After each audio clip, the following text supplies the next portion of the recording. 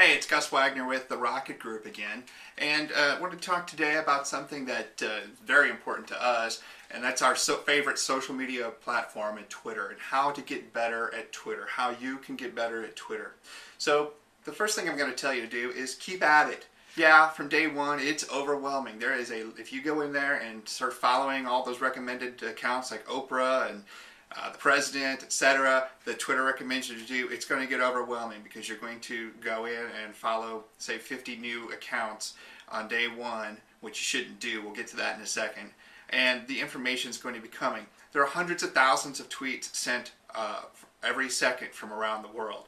The key is finding the voices that tweet that you want to learn from and be entertained by, and then to key in on those and only follow those or similar accounts that are tweeting information. If you want to follow some of the junk that's out there, some of the personal tweets that are out there, that's great. Don't do it with your brand account though. If you're using it for professional reasons, try to keep things to a professional level in both your broadcast and your listening channels. And that's a good point. Twitter is as much of a listening tool as it is as a broadcast tool, as a talking tool. You should be listening and learning from the folks that are putting out information, from the news sources, from your industry Twitter accounts, the industry leaders who are tweeting out there. Use that as a listening tool to find information and find news that impacts your business. And you should know when your audience is on. When you start tweeting yourself, when you start sending out there, the most important thing you can do is know when your audience is on. Here in mid-Missouri, for some reason, all of our local media, whether it's television, newspaper, radio, etc., we see a lot of tweets going out at 4 and 5 in the morning, and that's not really practical for them. I'm not sure how they're making any impact because they're tweeting when nobody is awake. And the thing with Twitter is you don't go, for most folks, the average user that's going to follow a local media account, they're not going to have the tools in place to see a constant stream of everything that comes from those sources. So if your audience is awake, they're probably listening. So if it's daytime hours, for instance, that's a great time to tweet. After work hours, before bed, that's a great time to tweet. We see a lot of interaction in the evening hours before 10 o'clock here in the Central Time Zone with our own personal and our own client interaction. So we do a lot of broadcasting and communicating in the evening hours. It's very successful for us. So 4 in the morning, 5 in the morning, not so much. Use hashtags. The hashtag is a sorting tool. Putting a hashtag, and this is a hashtag right here, looks like a pound sign, doesn't it?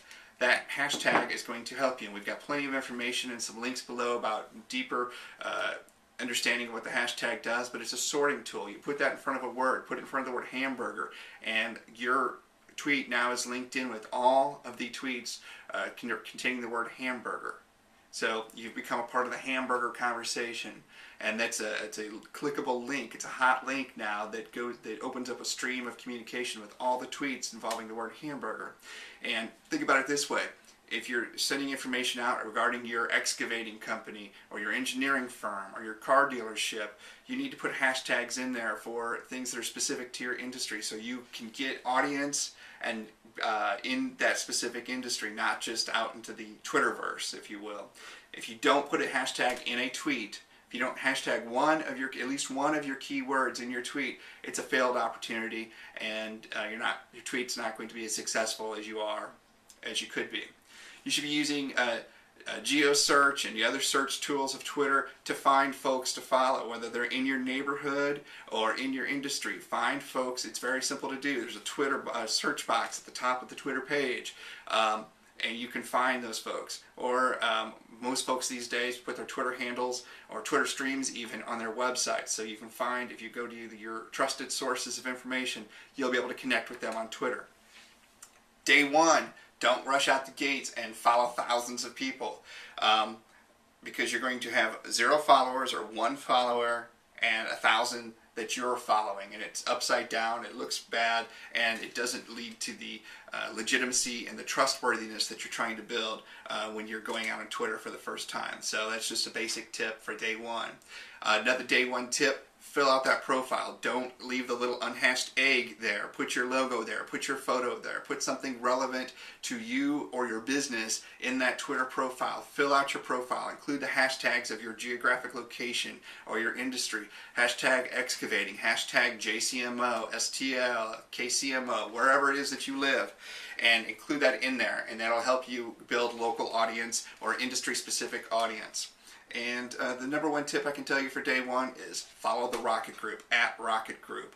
The links are below this and off to the sides of this video. So, and we'll be sure to share information that will help you learn and help you grow as a Twitterer and help you incorporate more of these hashtags and more success for your story. So I'm Gus Wagner. I own the Rocket Group. Thank you for your time and look forward to tweeting with you soon.